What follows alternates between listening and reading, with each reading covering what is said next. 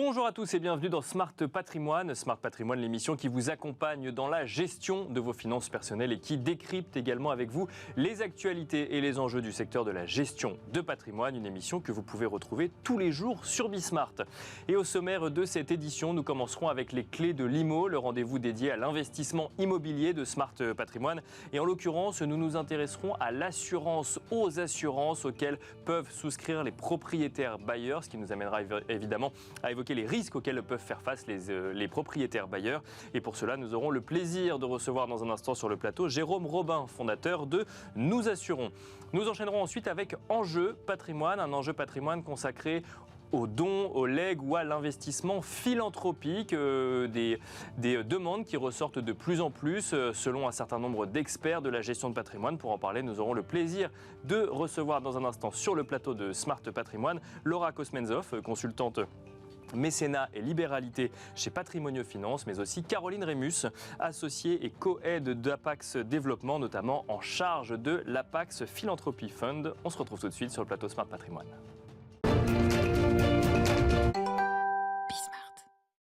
Et c'est parti pour les clés de l'IMO, le rendez-vous dédié à l'investissement immobilier de Smart Patrimoine. Aujourd'hui, une question: comment bien s'assurer lorsque l'on est propriétaire bailleur, à savoir que l'on loue son logement ou en tout cas qu'on ne l'occupe pas. Quels sont les risques auxquels faire face? Pour en parler, nous avons le plaisir de recevoir sur le plateau de Smart Patrimoine Jérôme Robin. Bonjour Jérôme Robin. Bonjour Nicolas. Bienvenue, vous êtes le fondateur de Nous Assurons. La question qu'on a envie de se poser aujourd'hui, c'est comment bien s'assurer lorsqu'on est propriétaire bailleur. J'ai envie de dire presque naïvement, à mon sens, le premier risque que le propriétaire bailleur identifie, c'est celui des loyers impayés. C'est bien ça qui est la première crainte d'un propriétaire bailleur, d'un investisseur immobilier ?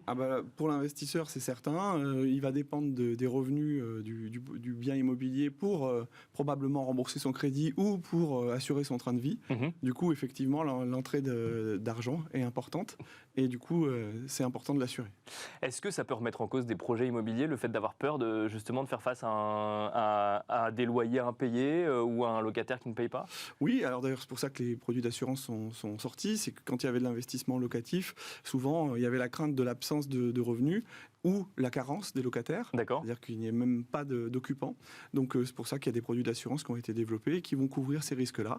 Donc la garantie de loyer impayé, c'est la plus connue. D'accord. Et on peut ajouter également la carence locative, c'est-à-dire le fait qu'il y ait une période où il n'y a pas de locataire. D'accord. On peut s'assurer aussi contre le fait qu'il n'y a pas de locataire Exactement. chez soi. Ouais. Parce que justement, on aurait du mal à trouver un locataire et donc comme on attend un revenu de cet investissement, on prend une assurance pour s'assurer contre la carence locative. Voilà. Alors ça se fait surtout dans les programmes neufs. D'accord. Et particulièrement, c'est un élément de réassurance pour les investisseurs qui font des investissements en dehors de leur lieu de résidence. D'accord. Voilà. Parce que oui, ils n'ont pas forcément le temps de gérer à distance ils ou connaissent pas l'énergie. forcément le marché. Et parfois, il y a une bonne raison et c'est important de s'assurer. Parfois, il n'y en a pas. D'accord. Moi, j'aurais tendance à privilégier le fait de bien choisir et bien se renseigner sur le marché sur lequel on investit, sur le produit qu'on achète. Bien sûr. Parce qu'il faut acheter, pour moi, un bien immobilier dans lequel on pourrait vivre. Et comme ça, c'est la garantie. Qu'au moins d'autres auront envie d'y vivre aussi, quoi. Voilà, vous avez bien compris. Donc ça, c'est la carence locative. Alors, je découvre le fait qu'on puisse s'assurer contre le fait de ne pas avoir de locataire, mais on peut surtout s'assurer contre le fait d'avoir un locataire qui ne paye pas ou ne paye plus. Alors, comment cela fonctionne, Jérôme Robin ? Alors, les contrats, ça s'appelle des garanties de loyer impayé. D'accord. C'est simple.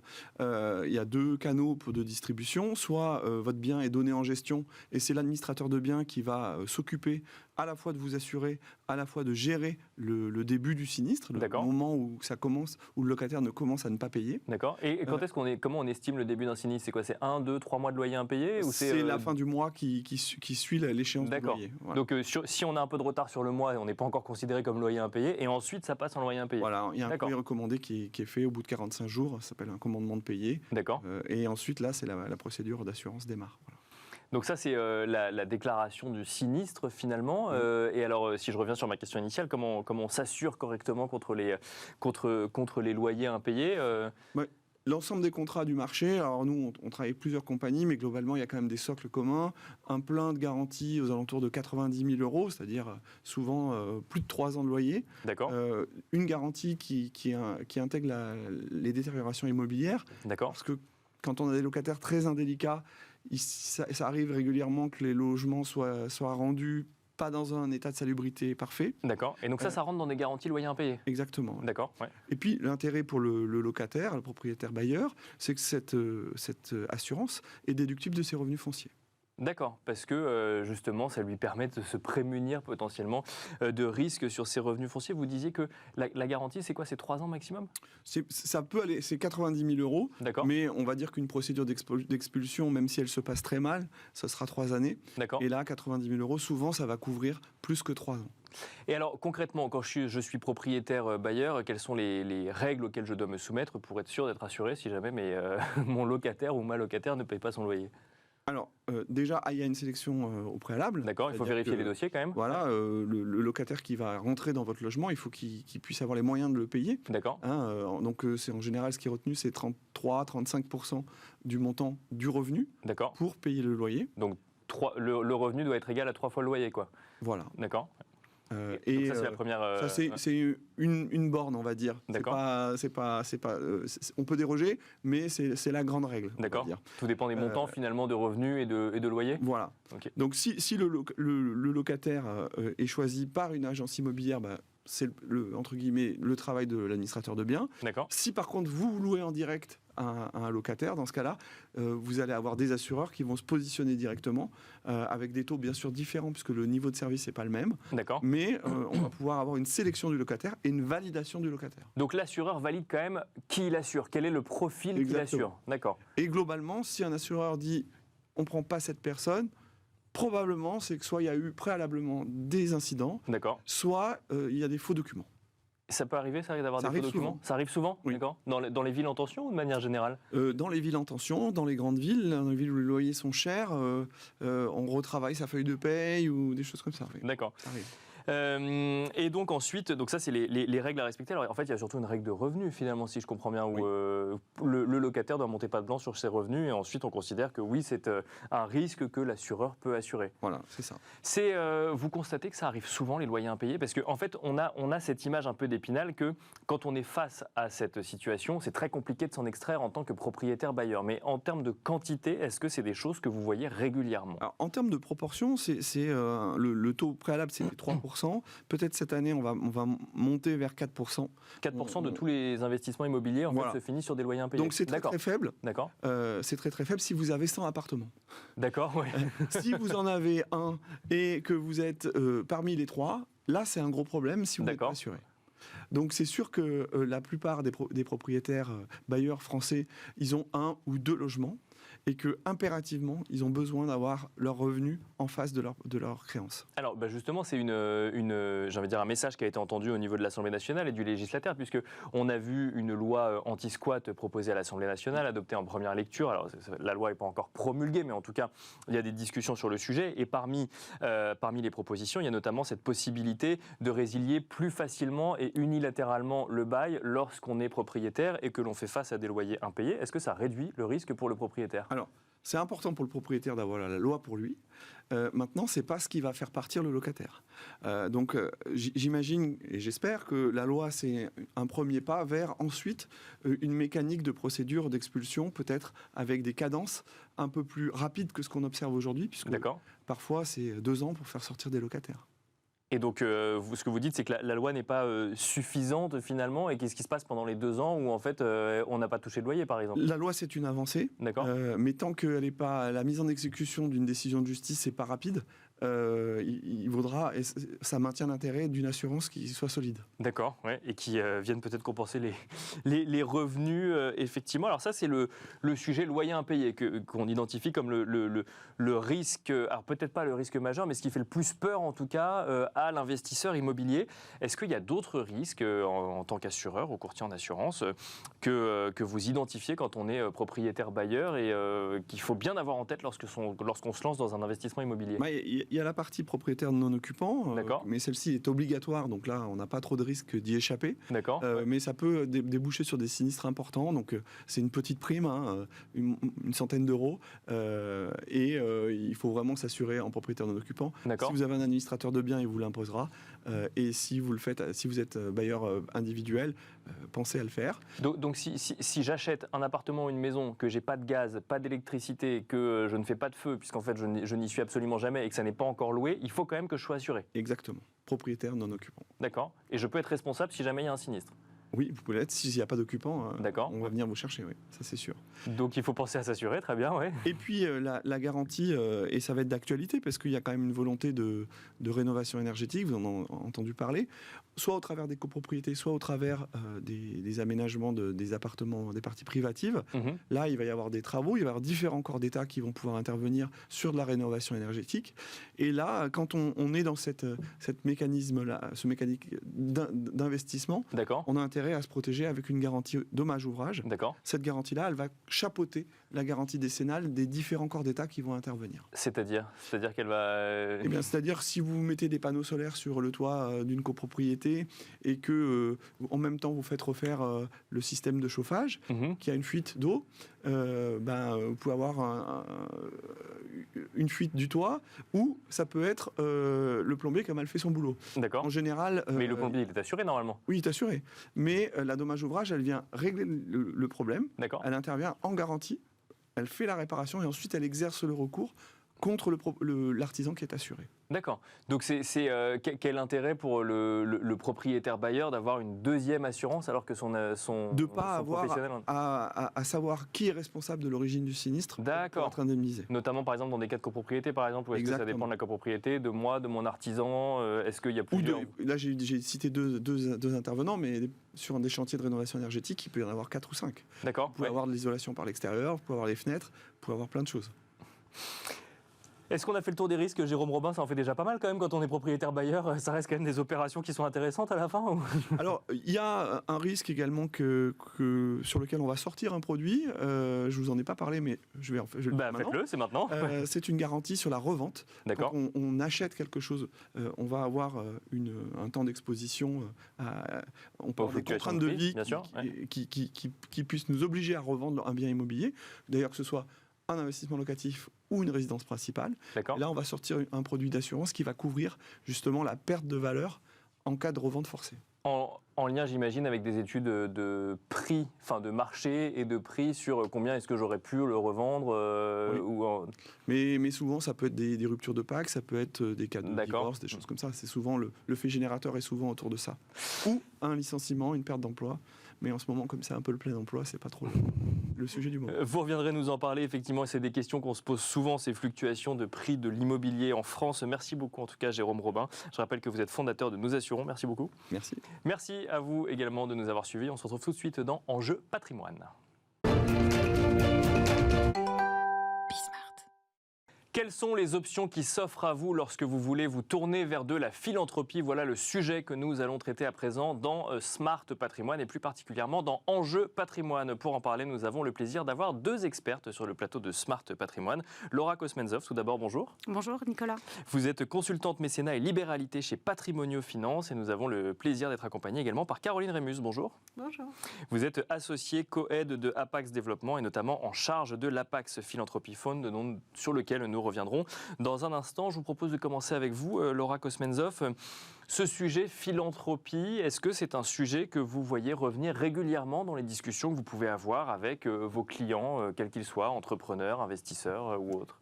Alors, ce sujet philanthropie, c'est un sujet qui commence à être récurrent dans nos conversations, parce qu'il y a un contexte général qui favorise cela, et parce que, effectivement, aujourd'hui, il est difficile de ne pas intégrer la philanthropie au regard de tous les outils que l'on a juridiques et fiscaux pour pouvoir développer l'intérêt général. C'est-à-dire qu'il y a des incitations qui font que globalement, on réfléchit de plus en plus à de l'investissement philanthropique. Déjà, c'est un paradoxe de dire investissement philanthropipe ou on peut en parler quand même? Non, ça se dit? C'est pas un paradoxe. Alors oui, c'est effectivement un sujet qui est important. C'est un sujet qui permet de vraiment aujourd'hui allier des investissements et de la philanthropie, et surtout parce qu'il est important de comprendre que ça va dépendre du moment où vous en êtes dans votre vie. C'est-à-dire, est-ce que vous êtes avec des héritiers, sans héritiers? Est-ce que vous transmettez? Est-ce que vous allez réfléchir à votre succession? Et en fait, ces moments très importants vont permettre effectivement d'axer ou non vers une stratégie philanthropique. Et aussi, où est-ce que vous en êtes dans votre stratégie philanthropique? Est-ce que vous avez déjà donné? Ça vous parle? Justement, avant de rentrer dans une stratégie philanthropique, peut-être un petit mot de définition. Qu'est-ce qu'on appelle philanthropie, Laura Kosmenzov? Alors, philanthropie, philanthropie, le mot veut dire amour de l'humanité, donc c'est un peu large. Mais plus spécifiquement, ça signifie que c'est l'idée d'être acteur dans la société en faisant un don au service de l'intérêt général. Voilà, c'est ça la philanthropie. Et donc après, la question c'est à qui on fait un don, à quoi on fait un don et quel est le montant du don finalement qu'on va avoir lorsque vous avez, je ne sais pas moi, un entrepreneur qui a vendu son entreprise et qui vient vous voir en vous disant il y a une partie des recettes de cette vente que j'ai envie d'investir pour l'intérêt général. Quelles sont les questions directement que vous lui posez ou qu'il ou elle se pose? Déjà, la première question, c'est effectivement est-ce qu'il y a des plus-values ou pas au moment de sa session? Ça, c'est la première question. Est-ce qu'il y a des choses à investir? Est-ce qu'il y a des choses à investir? Oui, effectivement, le fait de faire une donation avant cession de parts sociales va permettre à l'entrepreneur qui cède, premièrement, de faire une donation qui va être exonérée de tout droit de mutation. C'est la première chose. Et la deuxième chose très importante, c'est que les plus-values sont écrasées. Donc, ça a un vrai intérêt patrimonial. D'y penser avant la cession d'une entreprise. D'y penser avant la session. Et il faut y penser absolument avant la session. D'accord. C'est pas un don qu'on fait une fois qu'on a récupéré le fruit de la session et qu'on se dit, tiens, j'ai une grosse rentrée d'argent, est-ce que j'en donnerais pas un petit peu? Ça veut dire que même les véhicules juridiques sont constitués. Voilà. On va rentrer un petit peu plus dans le détail des véhicules juridiques. Juste avant, Caroline Rémus, Apax a lancé donc un fonds philanthropie. On va en parler dans un instant. Mais juste avant, si vous lancez un fonds philanthropie, est-ce que ça veut dire que vous avez constaté, vous aussi, une montée en puissance de la demande sur ces sujets de dons ou d'investissement? Oui, clairement. En fait, dans notre base souscripteur, puisque nous, on est une société de gestion, on investit à peu près dans 25 entreprises en permanence qu'on accompagne sur plusieurs années. On a une large base souscripteur. Surtout, Apax, on le précise, plutôt du private equity. Oui, absolument, une large base souscripteur de personnes privées et qui en fait réagissent très positivement en fait à l'idée d'avoir, ce qui peut paraître paradoxal, un produit de rendement et pourtant à vocation philanthropique. D'accord, on revient sur cette question de paradoxe, c'est ça. Et donc on leur propose effectivement ce produit-là. Alors, si vous voulez, je peux rentrer un tout petit peu dans le détail de la construction. Bien sûr, complètement, comprendre. C'est un exemple de produit parmi beaucoup de produits que vous pouvez proposer vous-même à vos propres clients. En fait, l'idée de départ, puisque nous sommes actionnaires de nombreuses PME et ETI, c'est de se dire on va associer en fait une entreprise de notre portefeuille à une association dans le même métier qu'elle. D'accord. L'objectif, c'est d'embarquer en fait l'ensemble des salariés de l'entreprise vers cette fierté d'accompagner un projet associatif. Donc, si on investit dans une affaire qui est dans le domaine de la santé, eh bien, on va leur proposer de faire un accord avec une association dans le domaine de la santé. D'accord. Ou dans la tech avec une association dans la fracture numérique, par exemple. D'accord. Ouais. Et donc, en fait, l'idée, c'est d'embarquer tous les salariés dans la fierté, dans le mécénat de compétences, dans le mécénat de produits à l'égard de l'association. Et nous, par ailleurs, on a créé au-dessus de ça un produit, un fonds d'investissement, où on propose à nos souscripteurs, en mettant de l'argent, à la fois d'investir dans tous nos deals, qui sont des machines à faire des plus-values, et de suivre ces projets associatifs. Et donc, c'est pour ça que vous avez un produit combiné qui a son rendement issu du fait qu'ils sont en co-investissement dans tout ce que nous faisons, et par ailleurs, un flux qui se dirige vers des associations choisies par nos entreprises. Là, on se rapproche presque de l'investissement classique, quelque part, alors, à vocation philanthropique. Il y a une partie En fait, l'idée qui sous-tend ça, c'est qu'on considère que c'est bien que chacun fasse son métier, dans son métier. Donc nous, on sait faire des plus-values. Il y a des associations qui savent faire de l'impact. Et puis, il y a des souscripteurs qui ont envie d'avoir un produit de rendement qui est quand même assez correct, tout en suivant des projets philanthropiques qu'accompagnent nos entreprises. Et donc, c'est cette construction-là qui nous permet de dire on a un produit de rendement à vocation philanthropique. Alors, le rendement est bien sûr écorné par la partie don, mais il est aussi bonifié parce que, bien sûr, nous faisons ça pro bono. Il n'y a pas de commission de gestion, il n'y a pas de carré d'intérêt, en fait. Tout ça. Et donc, au total, on arrive à avoir un produit de rendement de 6 ou 7% annuel en vitesse de croisière qui est à la fois attractif et permet de suivre des jolis projets. Alors, pour rebondir sur ce que vous nous dites, Caroline Rémus, Laura Kosmenzov, si je reviens un petit peu avant sur le choix des véhicules d'investissement, en fait, déjà, quelle est la palette de choix? Alors, on ne peut peut-être pas tout donner parce que j'imagine qu'il y en a beaucoup, mais quelle est la palette de choix les plus récurrents ou en tout cas des solutions de dons ou d'investissement qui reviennent régulièrement? En fait, ça va vraiment dépendre de ce que vous voulez faire comme philanthropie. Si vous souhaitez vous investir de façon pérenne ou pas. On va partir du principe que là, dans la stratégie patrimoniale, il y a la philanthropie, on veut s'investir de façon pérenne. Dans ce cas-là, il y a plusieurs véhicules qui sont créés. Le législateur en a créé plusieurs.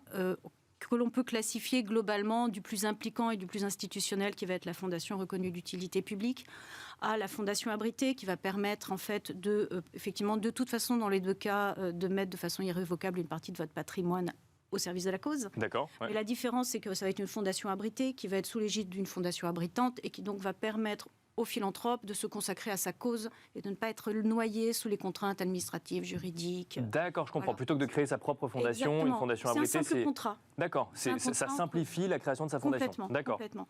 Après, il y a des philanthropes qui souhaitent aller pas plus loin, mais qui ont une volonté d'investissement important. Et en fait, il y a les fonds de dotation ont été créés en 2008. Et ils ont cet avantage qu'ils sont vraiment là pour favoriser les démarches individuelles. Les dotations sont faibles, donc 15 000 €, et les modalités de constitution sont légères. Voilà. D'accord. Globalement, ce sont les trois... Quand on parle de fonds de dotation, qui crée le fonds de dotation ? Vous, moi. D'accord, en fait, parce que j'ai envie de me lancer dans la philanthropie, que j'ai choisi une cause qui m'intéresse, parce qu'il y a ça aussi, il y a le choix de la cause. Sûr. Derrière, je crée mon fonds de dotation. Bien sûr. Et qui ensuite décide à quelle association, par exemple, c'est reversé. Est-ce que ça passe forcément par une association, d'ailleurs ? Vous avez deux possibilités. Soit le fonds de dotation est opérationnel, c'est-à-dire qu'il va lui-même mettre en œuvre sa cause. D'accord. Soit il est redistributeur, et dans ce cas-là, il va soutenir des organismes qui ont eux-mêmes des missions d'intérêt général. D'accord. Voilà. Et en fait, à partir de ce moment-là, vous avez une personne physique ou morale, d'ailleurs, qui va créer ce fonds de dotation de façon totalement individuelle. La constitution est très simple, je passe sur les détails. Et ensuite, il y a un conseil d'administration avec 3 personnes minimum. Voilà, c'est à peu près. Bien sûr, il y a des obligations de publication de comptes, mais c'est en fait un mode de fonctionnement et un monde de création extrêmement facile. Ce qui favorise d'ailleurs le nombre de véhicules juridiques qui ont été créés ont doublé en 20 ans. Et les fonds de dotation, je pense qu'il y en a 2500. Enfin, c'est vraiment quelque chose qui est très usité. Et alors, comment on choisit la cause dans laquelle on a envie de s'investir ? Est-ce que c'est... ma question peut paraître naïve, mais est-ce que c'est nous qui choisissons la cause ou est-ce que c'est la cause qui vous choisit ? Quelque part, il y a des besoins et donc globalement, si vous voulez vous investir, aller vers là où il y a besoin d'argent. Je pense que Caroline peut en témoigner comme moi. C'est vraiment une histoire personnelle. Ouais. Les gens qui s'investissent dans une cause sont touchés de façon personnelle. Quelle qu'elle soit la raison, l'éducation, la santé, les animaux, l'écologie, il y a toujours une base personnelle et on ne fait pas de philanthropie si on n'a pas une cause qu'on défend. On ne vient pas par hasard à la philanthropie. Caroline Rémus, même question. Alors du coup, c'est plutôt un fonds d'investissement Nous, c'est clairement un fonds d'investissement. Et alors effectivement, nous, on est multicause parce que chacune de nos entreprises choisit, une fois de plus, une association qui correspond à son métier. C'est l'entreprise qui choisit ? C'est l'entreprise qui choisit. Alors bien sûr, nous, on valide que l'association est honorablement connue, qu'elle sait faire aussi du reporting de ses activités, parce qu'on va devoir rendre compte dans la durée des projets qu'on accompagne. Mais chaque entreprise choisit dans son domaine une association avec notre aide. D'accord. Si je peux peut-être vous donner un exemple. Bien sûr, qu'on puisse se projeter. Par exemple, nous sommes en ce moment actionnaires d'une société que tout le monde connaît, c'est pour ça que c'est facile à citer, qui sont les pulls Éric Bompard. D'accord. Donc Éric Bompard a fait un partenariat avec Emmaüs Alternatif, dans lequel, au sein d'Emmaüs, vous avez un atelier de couturière en réinsertion. Et donc, la mécanique est la suivante. Dans les magasins, on collecte les pulls abîmés dont les clientes ne veulent plus. On les envoie à cet atelier qui transforme en fait les pulls en pochettes à lunettes, petits sacs, porte-clés, etc. Et que l'on va revendre dans le réseau de magasins au bénéfice de cette entreprise d'insertion qui est Emmaüs Alternative. D'accord, il y a toute une boucle qui mobilise l'ensemble des salariés, le style, les magasins, etc., au bénéfice de cette cause. Et nous, avec notre véhicule, nous allons en fait financer le développement de cet atelier pour qu'il puisse accueillir plus de personnes en réinsertion. Donc il y a cette combinaison de 3 acteurs, en fait, vers une cause. Mais je précise pour ceux qui nous écoutent, on ne peut pas investir directement dans ce projet-là. On investit dans une palette de projets. On investit dans l'ensemble de ces projets avec la conviction, en fait, que les entreprises peuvent aussi contribuer à des actions sociétales et que c'est intéressant de combiner le tout et qui, en fait, ont aussi le plaisir, outre la partie rendement, sur lequel on leur rend compte, d'avoir la partie suivi des projets qu'on n'a pas toujours quand on fait juste son chèque en fin d'année, même s'il faut continuer à le faire. Là, il y a des projets déterminés. On aura tant de couturières en réinsertion au fil des années, etc. De suivre des projets qu'on a contribué à financer. On commence avec vous, Caroline Rémus. Est-ce que fiscalement, il y a un impact d'investir dans ça ? Alors, tout ce dont je vous ai parlé, y compris le rendement de ça, c'est avant impact fiscal. Parce qu'effectivement, pour le souscripteur dans ce fonds, la partie don et fiscalement déductible s'il est résident fiscal français. Et donc, là, on fait gérer ça, en l'occurrence par Fondation de France, parce que nous ne sommes pas des spécialistes de l'émission. Ça a l'air complexe de gérer des fondations. Oui. Et donc, en fait, il vaut mieux. C'est pour ça que c'est un ensemble de partenariats. C'est ça qui est intéressant. On fonctionne un peu en réseau. Et donc, il y a effectivement la partie avantage fiscal de la dimension don. Laura Kosmenzov, si on élargit un petit peu à la philanthropie, quelle est la place de la fiscalité dans les dons, les legs ou les investissements ? Alors, d'abord, quoi qu'on en dise, la démarche fiscale ne peut pas être la première. Donc, je tiens vraiment à le préciser. Après, elle est vraiment très importante et c'est pour ça qu'effectivement, une fois qu'on est vraiment avec une volonté d'accompagner une cause, les incitations fiscales existent. Alors, je voudrais juste quand même dire quelque chose. Il y a quand même des limites à ça. C'est que le Code général des impôts détermine clairement les secteurs dans lesquels il peut y avoir de la philanthropie.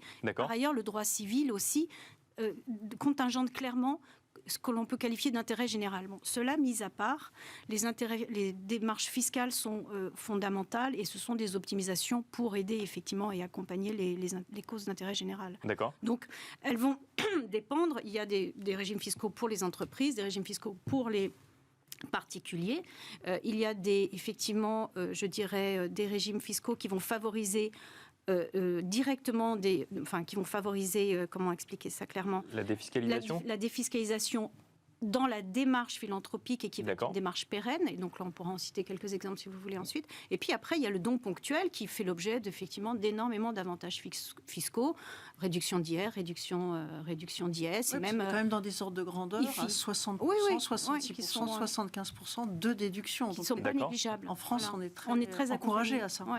Mais alors justement, quelle différence entre 60%, 66%, 75% c'est IR, IFI, d'accord. En fonction de son statut. De son statut fiscal. D'accord, je comprends. Plus précisément, effectivement, les particuliers peuvent déduire 66% dans la limite de 20% de leurs revenus.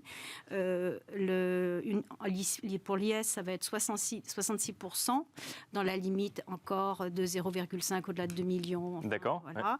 Et puis pour l'IFI, c'est 75% dans une limite de 50 000 euros. Et alors on finira là-dessus, si je reprends mon exemple d'entrepreneur qui va céder son entreprise, qui a une grosse rentrée d'argent à venir, est-ce que là il rentre dans votre statut à l'IS comme dans l'exemple que vous donniez ou fiscalement quelle incidence ça va avoir non, alors s'il fait une cession, ça dépend encore une fois. D'accord, donc je sens que c'est complexe. Non, c'est pas complexe, mais s'il fait une cession, enfin c'est complexe oui, mais s'il fait une donation avant cession, il n'y a aucune imposition. D'accord. Voilà, donc c'est quand même un vrai avantage à prendre en compte.